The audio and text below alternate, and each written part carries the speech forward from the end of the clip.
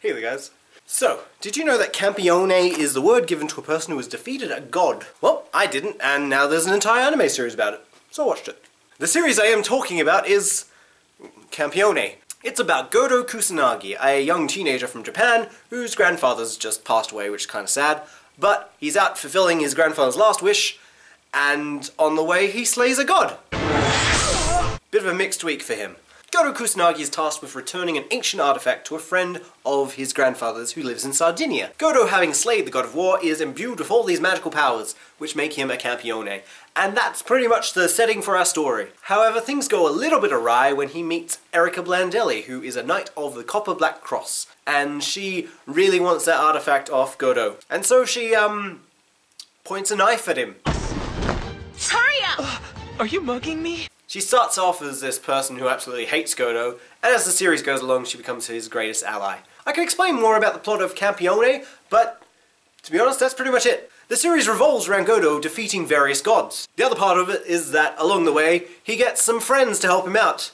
Friends who are girls, and kisses them. Now I will say this right here and right now, the people who animated Campione really know how to animate kissing. Now on face value it might seem like Campione is just a harem with gods in it. But Campione does have some charms to it, which I quite appreciated. One was that to defeat gods, Godo has to actually give the god a history lesson. Now that might seem weird, but what he would do is he'd undo their magical might by telling them all the secrets that they have.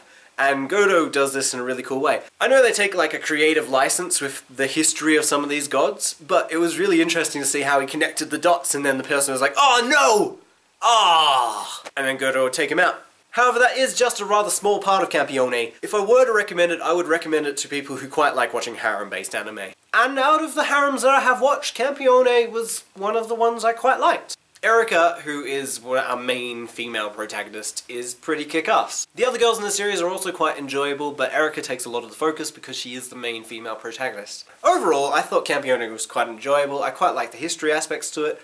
The harem was decent, and the characters were actually kind of fun. It's not intense, it doesn't leave an impact, and it doesn't shake up the formula at all, but it is quite a nice, quick watch, and if you're interested in harem-based anime or want tiny history lessons, then I recommend watching Campione. Thanks for watching, expect another review up very soon, and until next time, I hope all your animes are filled with god slaying.